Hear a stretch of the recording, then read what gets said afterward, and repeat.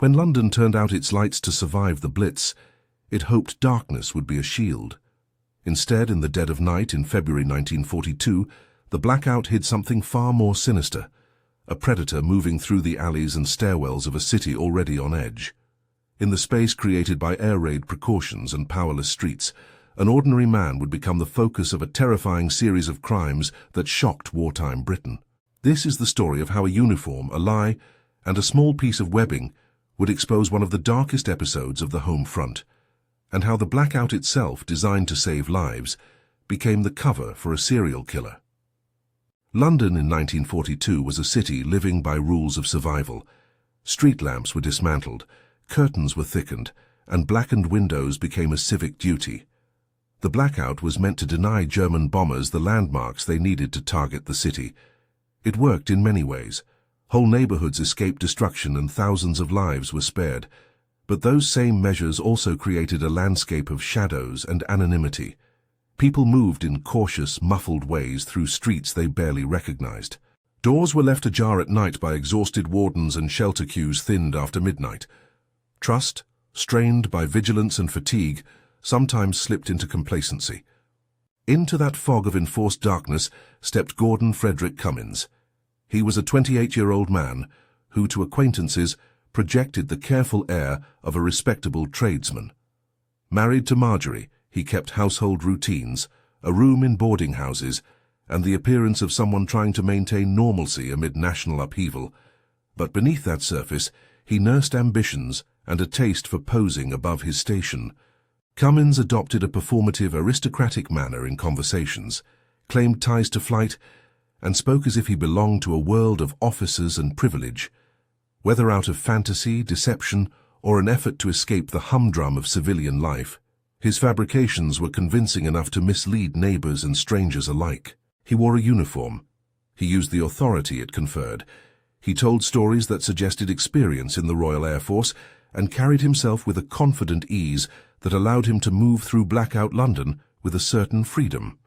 That freedom, and the distance people placed between themselves and strangers in wartime, would be crucial. His outward persona became a mask that hid darker impulses.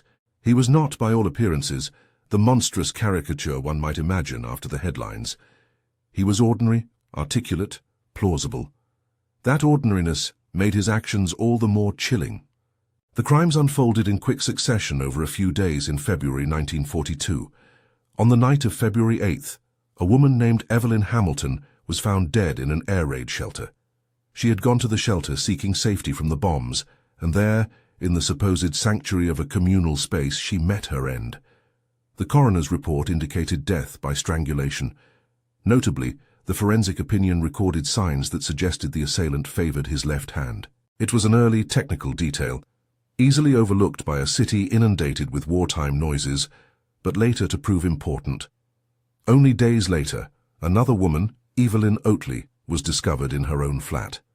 The person who found her was a municipal electrician, checking on supplies and maintaining services amid the blackout. The scene was grimly clinical. The cause of death again involved severe wounds, and the pathology officer recorded extensive mutilation. In addition to that, investigators recovered a tin opener bearing fingerprints. Those prints, and the way implements had been used at the scene, suggested a left-handed attacker, a small but persistent clue. Neighbors reported seeing a man in an airman's uniform in the building that night, moving with purpose and leaving as if on duty. Small details like a silhouette in the stairwell, a whistle heard on a landing, and the memory of a man who did not belong there began to form a pattern. On February 10th, Margaret Lowe was found in her apartment. She had been strangled with a stocking, another victim whose life was ended while the city tried to pretend that darkness could still be trusted. A neighbor later said they had heard someone whistling as they left. Another recalled seeing a man who moved like an officer. The accumulation of accounts, when viewed together, painted the outline of a method. The killer seemed to present as an airman or an official, someone whose presence would be less likely to alarm women navigating blackout stairwells or returning to their rooms late at night. By the time the third body was recovered, Londoners were no longer content to put these deaths down to chance. 3 women killed in close succession, 3 spaces where the blackout was meant to protect, not endanger. The press began to whisper a nickname that would stick: the Blackout Ripper. The sobriquet was meant to capture the era, and it would, for a time, condense the city's fear into an ominous, easily understood label. But labels do not explain motive, and rumors do not provide evidence. Investigators needed facts, and they pursued them methodically. The breakthrough came from a survivor. A woman named Catherine was attacked but managed to escape. She would become crucial to the investigation because she could describe her assailant. Catherine's account was focused and unsettling. She remembered an airman's uniform, a manner of speech, and the feeling that the man had used his apparent authority to close the gap between them. More than that, after the struggle, a piece of webbing fell from the attacker, an RAF webbing belt bearing a regimental number, 525987. It was a tiny object, almost mundane, but in a time of rationing and tight military records, it was a forensic breadcrumb. The police traced that regimental number with determination. They checked service records and cross-referenced names. 525987 led them to a man on the margins of war service, a figure who sometimes claimed ties to the RAF, but whose records, when scrutinized, did not support the tale. The belt proved to be a pivotal piece of evidence, not in isolation, but as the hinge that connected pattern to person. Investigators found other small corroborations as they dug: footprints, witness recollections, and the left-handedness observed in medical notes that matched the way certain tools had been used in the crime scenes. Arrest followed. Gordon Frederick Cummins was taken into custody under suspicion. At the station, he denied involvement in the murders. He offered explanations for the belt and his possession of uniforms.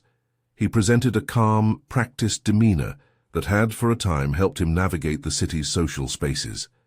Yet the physical evidence had a gravity of its own. Fingerprints, the survivor's description, witnesses, and the traced regimental number formed a chain that law enforcement found difficult to ignore.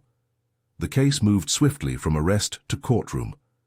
Cummins was charged with multiple counts related to the attacks and murders. The trial was not a prolonged forensic drama stretching for months.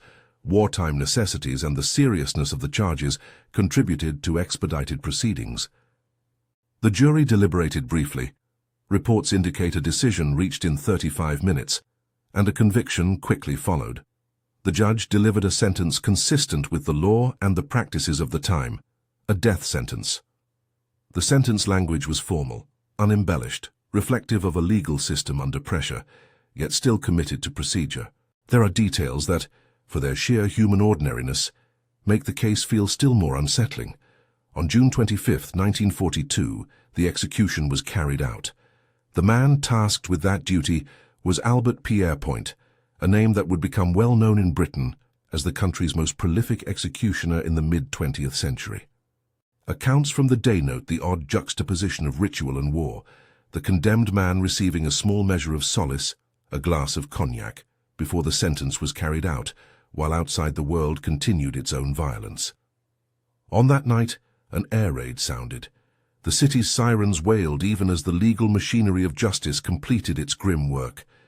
The image has haunted commentators, a private hour of state-sponsored death unfolding beneath the same skies that had been raining destruction for years.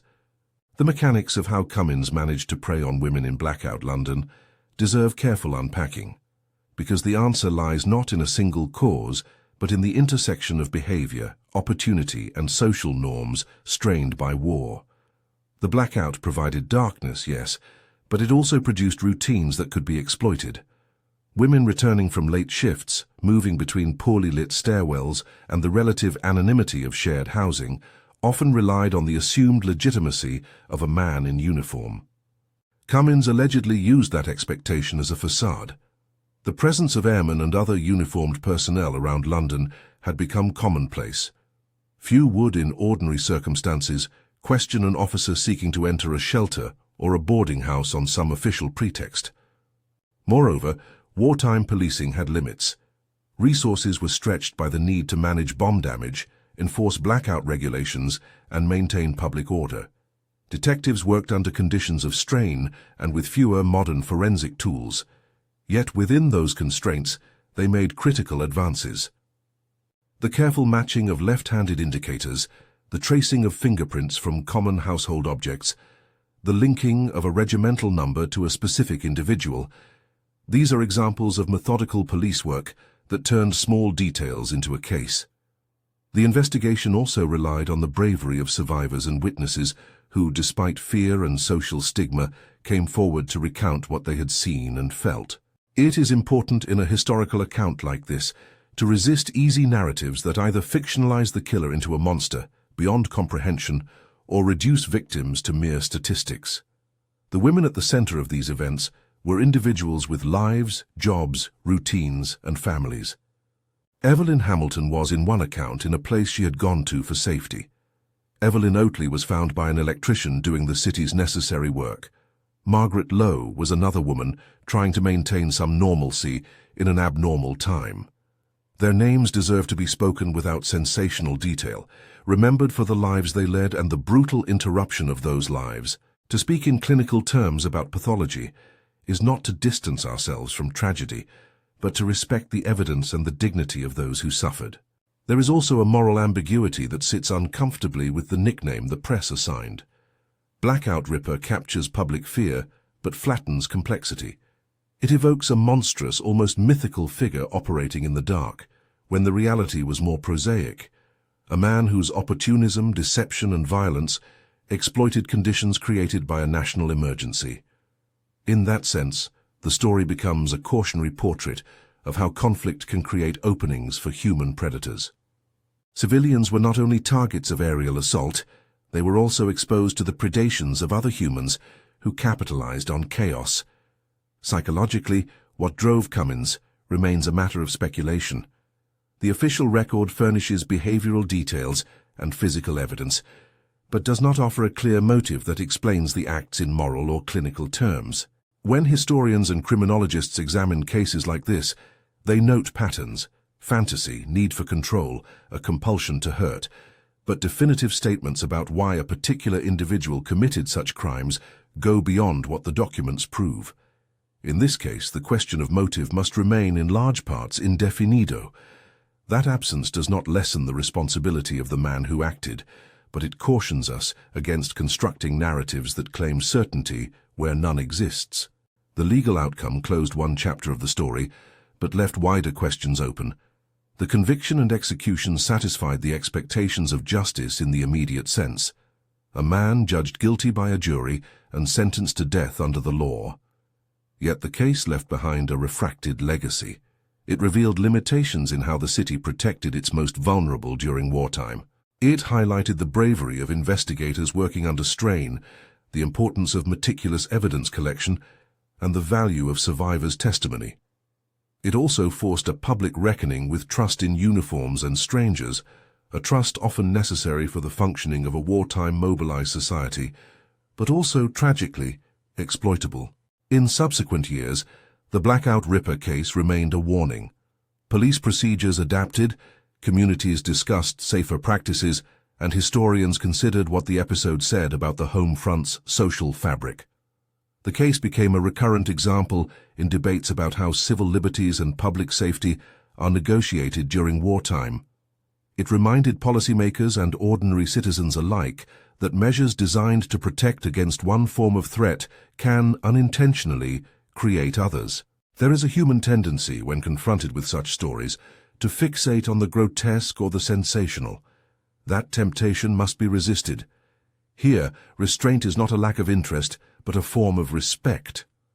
The pathology reports can be described clinically: severe throat wounds, injuries catalogued by a pathologist as consistent with deliberate and violent assault, and mutilation recorded in professional terms. Those phrases serve the historical record without indulging in lurid detail. The Blackout Ripper's brief but brutal campaign also sheds light on the complex interplay between identity and authority. Cummins's performance, his accent, his uniform, the stories he told, functioned as social currency. In a city where so many had been displaced and social roles had shifted, asserting an identity could open doors. For a predatory individual, that malleability of identity offered opportunity. For society, it posed a lesson. The symbols of authority can sometimes mask dangerous intentions, As we step back from the specifics and into wider reflection, the case presents a layered moral. Darkness, whether literal or metaphorical, can conceal both acts of courage and acts of cruelty. In wartime London, many used the blackout to hide from danger. Others used it as a cover to create danger. The balance of light and shadow in cities is not only a matter of public safety engineering, but also of social trust, mutual care, and vigilant institutions. Today, when we recall February 1942, the names of those who were killed, Evelyn Hamilton, Evelyn Oatley, Margaret Lowe, should not be swallowed by a catchy headline. They are reminders that history records real losses. Catherine, the survivor, stands as a figure of resilience whose testimony helped bring a violent series to an end. Marjorie Cummins, the accused's wife, existed in the periphery of this narrative with her own experiences of shock, grief, and public scrutiny. Detective Sergeant Thomas Shepherd and the officers who worked the case are part of the story too. Emblematic of a police force trying to uphold justice under severe constraints. What then is the legacy of the chilling secrets of London's WWII serial killer revealed? The phrase, chilling secrets, suggests revelations, and indeed, the case revealed uncomfortable truths about wartime life. How vulnerability can be manufactured by necessity, how authority can be assumed and abused, and how fragile the barriers of civility are under prolonged stress. It also revealed the tenacity of investigation, how an RAF belt number and a survivor's memory could unravel a carefully constructed facade. The story ends, in procedural terms, with conviction and execution. In human terms, it ends with lives irrevocably altered. Justice, swift as it was by wartime standards, did not restore what was lost. The deaths remained a stain on a city already bearing scars from bombs.